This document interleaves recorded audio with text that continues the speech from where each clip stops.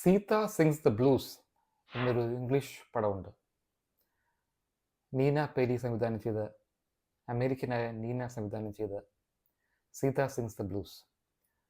ഞാനിത് കാണുന്നത് 2010-11 കാലഘട്ടത്തിലാണ്. ഞാൻ ജേർണലിസം പഠിക്കുന്ന സമയത്ത് കോളേജിൽ സ്ക്രീൻ ചെയ്തൊരു പടമായിരുന്നു. അത് എന്നെ ഞെട്ടിപ്പിച്ചൊരു പടമായിരുന്നു. കാരണം ആനിമേഷനാണ്, ഒരു കോമിക് രീതിയിലാണ് എടുത്തിരിക്കുന്നത്. ആ സ്റ്റോറി ടെല്ലിംഗ് കോമഡി പോലെയാണ്. പക്ഷേ എൻ്റെ കണ്ണ് തുറപ്പിച്ച സിനിമകളിൽ ഒന്നാണത്. കാരണം അതുവരെ ഞാൻ ആലോചിക്കാത്ത ഒരു സീതയെ അതെനിക്ക് കാണിച്ചു തന്നു. സീതയുടെ പോയിന്റ് ഓഫ് വ്യൂ നിന്ന് രാമായണം വായിച്ചാൽ, അല്ലെങ്കിൽ രാമായണത്തെക്കുറിച്ച് അനലൈസ് ചെയ്താൽ എങ്ങനെ ഇരിക്കും എന്നുള്ളത് ഞാനും അപ്പോഴാണ് ആലോചിക്കുന്നത്. രാമായണം ഒരുപാട് വേർഷൻസ് ഉള്ള ഒരു എപ്പിക്കാണ്. 200-300 വേർഷൻസൊക്കെ ഉള്ള എപ്പിക്കാണെന്ന് പറയപ്പെടുന്നു. ഓരോ സ്ഥലത്തും ഓരോ പ്രദേശത്തും ഓരോരോ കഥകൾ, ഓരോരോ വ്യാഖ്യാനങ്ങൾ. ഇന്ന് ഞങ്ങളുടെ സിനിമയും ഏകദേശം അതുപോലെയാണ്. സിനിമ കാണുന്ന ഓരോരുത്തർക്കും ഓരോ സിനിമയായിരിക്കും അവരുടെ മനസ്സിലുള്ളത്. അത് സോ കോൾഡ് നായകൻ്റെ പോയിന്റ് ഓഫ് വ്യൂ ഒരാൾ കാണുവാണെങ്കിൽ അത് ഒരു സ്റ്റോറി ആയിരിക്കാം. നായികയുടെ പക്ഷത്തിൽ ചിന്തിക്കുവാണെങ്കിൽ അത് വേറൊരു സിനിമയായി മാറാം. അതുപോലെ തന്നെ ഒരുപാട് ലെയേഴ്സുള്ള സിനിമയാണ് ഞാനിന്ന് കണ്ടത്. ഒറ്റ വാച്ചിൽ എല്ലാ ലെയേഴ്സും എനിക്ക് പിടികിട്ടി എന്ന് ഞാൻ അവകാശപ്പെടുന്നില്ല. എങ്കിലും ഒരു സാധാരണക്കാരൻ എന്ന നിലയിൽ ഈ പടം അനലൈസ് ചെയ്യാൻ നോക്കാം. Hi, this is DTH. ഒരു സാധാരണ സിനിമ പ്രീമിയർ ഫിലിം റിവ്യൂയിലേക്ക് വീണ്ടും സ്വാഗതം. ഞാനും എൻ്റെ ഒരു ആൻറ്റിയും കൂടെയാണ് ഇന്ന് പടം കാണാൻ പോയത്. പടത്തിന് കണ്ടതിന് ശേഷം ഞാനും ആൻറ്റിയും കുറേ ഇങ്ങനെ ഡിസ്കസ് ചെയ്യായിരുന്നു. നമ്മളിപ്പോൾ എന്താണ് കണ്ടത്, ഏത് ക്യാരക്ടറാണ്, ആരാണ്, ഹൂ ഇസ് ഹൂ എന്നുള്ളൊരു ചോദ്യം. അതായത് ഇതിൽ ആരാണ് രാമൻ, ആരാണ് സീത, ആരാണ് രാവണൻ എന്നൊക്കെ. പാരഡൈസ്. റോഷനും ദർശനും അഭിനയിക്കുന്നു. Stellar crew. രാജീവരുടെ സിനിമാറ്റോഗ്രഫി, ശ്രീകർ പ്രസാദിൻ്റെ എഡിറ്റിംഗ്, മണിരത്നത്തിൻ്റെ മദ്രാസ് ടോക്കീസിൻ്റെ കോ പ്രൊഡക്ഷൻ, ന്യൂട്ടൺ സിനിമാസും കോ പ്രൊഡ്യൂസ് ചെയ്തിരിക്കുന്നു. സംവിധായകൻ ശ്രീലങ്കൻ ലെജൻഡാണ് പ്രസന്ന വിതനക്കെ. അദ്ദേഹത്തിൻ്റെ ആദ്യത്തെ ഇന്ത്യൻ ഫീച്ചർ ഫിലിം എന്ന് പറയാം. അതുകൊണ്ട് ഇതിന് ഇന്ത്യൻ എന്ന് വിളിക്കണോ മലയാളം പടം എന്ന് വിളിക്കണോ എന്ന് പറയാൻ പറ്റത്തില്ല. കാരണം ഒരുപാട് ഭാഷകളുണ്ട് ഈ പടത്തിൽ. മലയാളം, തമിഴ്, സിൻഹലീസ്, ഇംഗ്ലീഷ്, ഹിന്ദി, അങ്ങനെ ഒരു പാൻ ഏഷ്യൻ പടം. പല ഫിലിം ഫെസ്റ്റിവൽസ് പ്രീമിയർ ചെയ്യുകയും അവാർഡ്സ് വാരിക്കൂട്ടുകയും ചെയ്ത സിനിമയാണ് പാരഡൈസ്. ഇതിൽ ദർശന ഒരു ഉഗ്രൻ പെർഫോമൻസാണ് കാഴ്ചവെച്ചിരിക്കുന്നത്. വളരെ മികച്ച അഭിനയം. റോഷനും ഒട്ടും മോശമല്ല, പക്ഷേ ദർശന ഒരു പടി മുന്നിൽ നിൽക്കുന്നു. ദർശനയുടെ ക്യാരക്ടർ അമ്മുവിൻ്റെ പോയിന്റ് ഓഫ് വ്യൂ എന്നാണ് കഥ പറഞ്ഞിരിക്കുന്നത് എന്ന് വിശ്വസിക്കാനാണ് എനിക്കിഷ്ടം. അമ്മുവിൻ്റെ പോയിന്റ് ഓഫ് വ്യൂ എന്നാണ് ഞാനും ആ പടം കണ്ടത്. ഒരു ഭാര്യയും ഭർത്താവും അവരുടെ വിവാഹ വാർഷികം, 5ാമത്തെ വിവാഹ വാർഷികം ആഘോഷിക്കാൻ വേണ്ടി എന്തുകൊണ്ടോ ശ്രീലങ്ക തിരഞ്ഞെടുക്കുന്നു. ശ്രീലങ്കയാണെങ്കിൽ ആ സമയത്ത് ഒരു വലിയ എക്കണോമിക് ക്രൈസിസിലൂടെ കടന്നു പോകുന്ന സമയം. 2022 ആണ് വർഷം. ആ സമയത്ത് അവിടെ ഫ്യൂവൽ കിട്ടാനില്ല, ഭയങ്കര വിലക്കയറ്റം. അങ്ങനെ ഒരു എമർജൻസിയിലൂടെ കടന്നുപോയ ഒരു സമയം. ആ സമയത്ത് റോഷൻ്റെ ക്യാരക്ടർ കേശവ് എന്ന് പറയുന്നത് ലോർഡ് വിഷ്ണുവിൻ്റെ മറ്റൊരു പേരാണ്. അതൊക്കെ സിംബോളിക്കാണ്. അദ്ദേഹത്തിന് രാമനായിട്ട് വേണമെങ്കിൽ കാണാം. പക്ഷെ അവിടെ ഒരു ക്യാച്ച് ഉണ്ട്, ഞാൻ അതിലേക്ക് തിരിച്ചു വരാം. കാരണം തുടക്കം മാത്രമാണ് അദ്ദേഹത്തെ നമുക്ക് രാമനെ പോലെയെങ്കിലും തോന്നുന്നത്.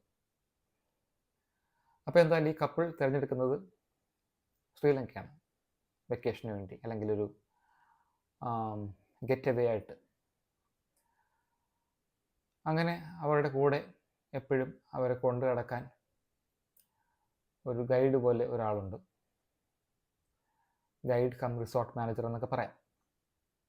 അപ്പോൾ ഇവർ മൂന്നുപേരാണ് സെൻട്രൽ ക്യാരക്ടേഴ്സ്. ഈ മോഡേൺ ഡെപ്പിക്ഷൻ ഓഫ് രാമായണ എന്ന് ഞാൻ പറയാൻ കാരണം കേശവ് രാമായണത്തിൽ രാമനെ പോലെ തന്നെ, ശ്രീരാമനെ പോലെ തന്നെ ഭാര്യയെ സംശയിക്കുന്നുണ്ട് ഒന്ന് രണ്ട് സന്നിഗ്ധമായ ഘട്ടങ്ങളിൽ.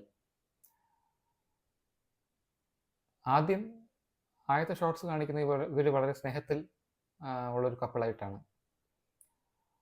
എപ്പോഴും അടുത്തിരിക്കുകയും ദർശൻ എപ്പോഴും റോഷനെ തോളിൽ കടന്ന് കാറിൽ സഞ്ചരിക്കുകയൊക്കെ ചെയ്യുന്ന ഒരു കപ്പിളായിട്ടാണ് കാണിക്കുന്നത്. പതിയെ സിനിമ മറ്റു ഘട്ടങ്ങളിലൂടെ കടന്നു പോകുമ്പോൾ, വളരെ കൊച്ചൊരു സിനിമയാണ്, 1.5 മണിക്കൂറേ ഉള്ളൂ. വിവിധ സ്റ്റേജിലൂടെ ആ പടം കടന്നു പോകുമ്പോൾ ഇവരുടെ അകലം കൂടി വരുന്നതായിട്ട് കാണാം, ഫ്രെയിംസിൽ തന്നെ. അതായത് എപ്പോഴും ഒരുമിച്ച് ഒരു സീറ്റിൽ അടുത്തടുത്ത് യാത്ര ചെയ്ത ആൾക്കാർ ബാക്ക് സീറ്റിലേക്ക് മാറുന്ന ദർശന, ബാക്ക് സീറ്റിലേക്ക് മാറുന്ന അമ്മു, ഇതിനെയൊക്കെ നമുക്ക് ശ്രദ്ധിക്കാൻ പറ്റും. അപ്പോൾ അവരുടെ ബന്ധത്തിനിടയിലുള്ളൊരു ഫ്രിക്ഷൻ അല്ലെങ്കിൽ ഒരു ഫിഷസ് നമ്മൾ അറിയുന്നത് പതുക്കെയാണ് സംവിധാനം അത് റിവീൽ ചെയ്യുന്നത്. പിന്നെ there are lot of things which are unsaid. അതായത് ദർശനയുടെ അമ്പുവിൻ്റെ ക്യാരക്ടറിലൂടെ, അമൃതയുടെ ക്യാരക്ടറിലൂടെ കാണിക്കുന്ന ചില മൊമെൻറ്റ്സിലൂടെ നമുക്ക് കാണാം എന്തോ കുഴപ്പമുണ്ടല്ലോ, എവിടെയോ എന്തോ തകരാറുണ്ടല്ലോ എന്നൊക്കെ. അത് കൂടുതലൊന്നും പറയുന്നില്ല. അതായത്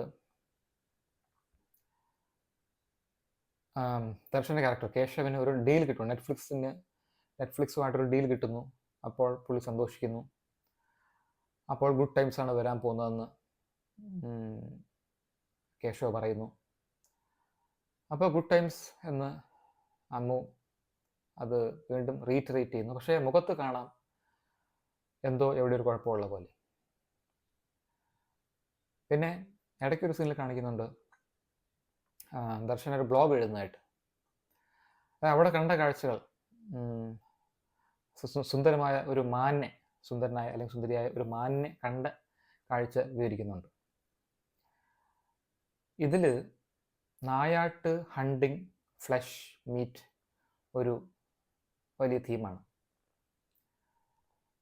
കേശവും അമൃതയും വന്നിറങ്ങിയ ഉടനെ തന്നെ ഹണ്ടിങ്ങിന് പോവാണ്. കേശവ് പറയുന്നത് കൊണ്ട് ഹണ്ടിങ്ങിന് പോവാണ്. പക്ഷെ ആ മാനിനെ കാണുമ്പോൾ കൊല്ലണ്ട എന്ന് അമ്മു പറയുന്നു. അപ്പം ഇത് ആ മാൻ, അല്ലെങ്കിൽ നമ്മുടെ മാരീചൻ എന്നല്ലേ, അപ്പം ആ മാനിനെ, രാമായണത്തിലെ മാനിനെ ഓർപ്പിക്കുന്ന കണക്കുള്ള ഡെപ്പിക്ഷനാണ് അതൊക്കെ. ആദ്യമേ കാണിക്കുന്നുണ്ട് അമ്മുവിന് വയലൻസ് അത്ര ഇഷ്ടമല്ല എന്ന് ആദ്യമേ മുതലേ കാണിക്കുന്നുണ്ട്. എന്നാൽ കേശവ് ഇതിനെ പറ്റിയൊന്നും ബോധമല്ല. പുള്ളിക്കാരൻ്റെ ലോകത്തിലാണ്. പുള്ളി നെറ്റ്ഫ്ലിക്സിന് ഡീൽ കിട്ടിയതുകൊണ്ട് പിന്നെ ഭയങ്കര സന്തോഷമാണ്. ഇനിയെല്ലാം മാറാൻ പോകണമെന്ന്, നല്ലതിന് വേണ്ടി മാറാൻ പോകണമെന്ന് വിചാരിക്കുന്നു. ചുറ്റുമുള്ള ആൾക്കാരെ പറ്റിയോ, പുള്ളി നിൽക്കുന്ന പ്രദേശത്തെ പറ്റിയോ, പുള്ളി നിൽക്കുന്ന രാജ്യത്തെ പറ്റിയോ ഒന്നും ഒരു ചിന്തയില്ല. എന്തിന്, ഭാര്യയെ പോലും പുള്ളി അതേപോലെ ഒരു ഫേസ് വാല്യൂവിൽ മാത്രമേ എടുക്കുന്നുള്ളൂ. ഭാര്യയുടെ ഉള്ളിലൂടെ പോകുന്ന സംഘർഷങ്ങളൊന്നും പുള്ളി ശ്രദ്ധിക്കുന്നില്ല. പുള്ളിയുടെ ജീവിതത്തിൽ മാത്രമേ ഒതുങ്ങി നിൽക്കുന്ന ഒരാളാണ്. പുള്ളിക്കാരൻ സന്തോഷിക്കുമ്പോൾ ഭാര്യ സന്തോഷിക്കണമെന്ന് ആഗ്രഹിക്കുന്നു. പുള്ളിക്ക് എന്തെങ്കിലും കുഴപ്പങ്ങൾ ജീവിതത്തിൽ സംഭവിക്കുമ്പോൾ ഭാര്യ ഹാപ്പി ആയിരിക്കുന്നത് എന്തുകൊണ്ടും ചോദിക്കുന്നു. നീ എന്തുകൊണ്ട് അപ്സെറ്റ് അല്ല എന്ന് ചോദിക്കുന്നു. നീ എങ്ങനെ ഹാപ്പി ആയിരിക്കുന്നു ചോദിക്കുന്നു. അപ്പോൾ ദർശനയുടെ ക്യാരക്ടർ അമ്മു ചോദിക്കുന്നുണ്ട്, do you want me to be unhappy എന്ന് ചോദിക്കുന്നുണ്ട്. ദർശനയുടെ ക്യാരക്ടർ അമ്മു എല്ലാ കാര്യത്തിലും ബോധേഡ് ആവുന്ന ഒരാളാണ്. ചുറ്റും നടക്കുന്ന കാര്യം ശ്രദ്ധിക്കുന്നു. പുള്ളിക്കാർ റൈറ്ററായിട്ടാണ് കാണിക്കുന്നതെന്ന് വേണം കരുതാൻ. കാരണം പുള്ളിക്കാരുടെ ബുക്ക് തീർക്കുന്നില്ലേ, 2 വർഷമായില്ലേ അത് തുടങ്ങിയിട്ട്, അല്ലെങ്കിൽ 2 വർഷമായില്ലേ അത് എഴുതിയിട്ട് എന്നൊക്കെ പറഞ്ഞിട്ട് ഭർത്താവ് പറയുമ്പോൾ, അങ്ങനെ ചില ചില മൈന്യൂട്ടായിട്ടുള്ള ഡീറ്റെയിൽസിലൂടെ മാത്രമാണ് നമുക്ക് അവരുടെ ബാക്ക്ഗ്രൗണ്ട് അറിയാൻ പറ്റുന്നത്. പ്രസന്ന വിത്തനൊക്കെ ഒരു ഇൻ്റർവ്യൂവിൽ പറയുന്നുണ്ട്, ഈ ക്യാരക്ടർ അമൃത എന്ന ക്യാരക്ടർ ഒരു സ്ക്രിപ്റ്റ് റൈറ്ററാണ്, എന്തായാലും ബുക്ക് എഴുതുന്ന ഒരാളായിട്ട് സിനിമയിൽ തന്നെ പറയുന്നുണ്ട്, അതാണ് ബ്ലോഗ്സ് എഴുതുന്ന ഒരാളായിട്ട് കാണിക്കുന്നുണ്ട്. എവിടെയോ വെച്ച് ഭർത്താവിൻ്റെ ഒരു പുരോഗതിക്ക് വേണ്ടി കുറേ കാര്യങ്ങൾ മാറ്റി വെച്ച ഒരാളായിട്ട് നമുക്ക് തോന്നും. ആ ഒരു ഷെയ്ഡ് എവിടെയൊക്കെയോ കാണുന്നുണ്ട്. അങ്ങനെ ചുറ്റും നടക്കുന്ന കാര്യങ്ങളിൽ ബോധേഡാവുന്ന ഒരാൾ, അതാണ് നായിക. ഇതിനെപ്പറ്റി ഒന്നും ബോധേഡാവാത്ത സെൽഫ് ഒബ്സസ്ഡ് ആയിട്ടുള്ള ഒരു നായകൻ.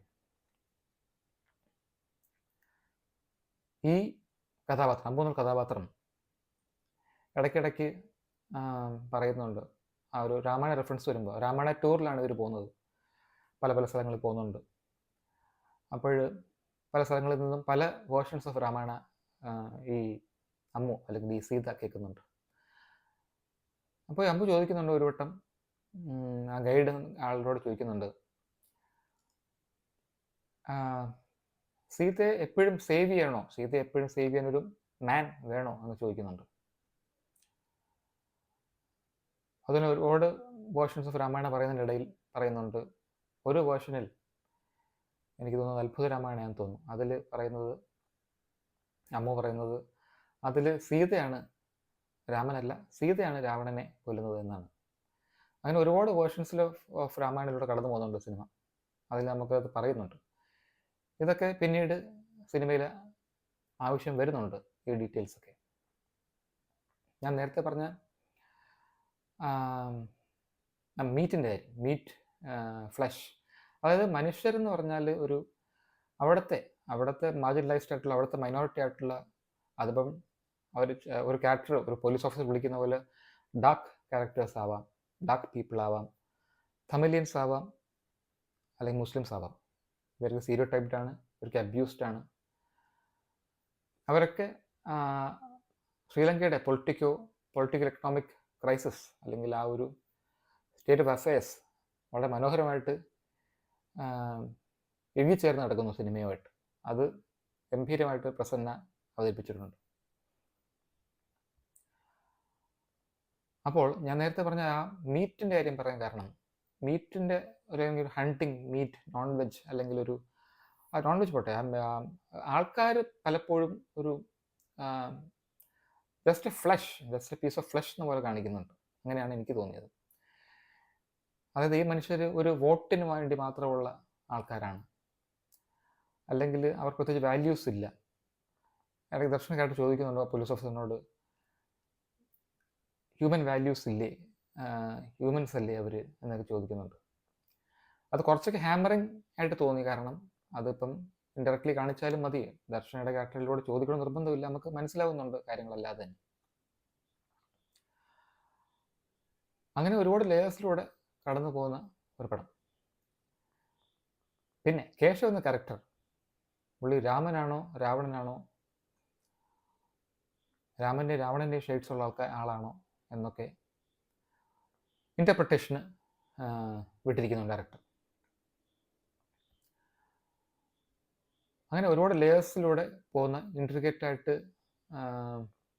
തുന്നി വെച്ചിരിക്കുന്ന ഒരു സിനിമ, വെൽ ക്രാഫ്റ്റഡ് മൂവി.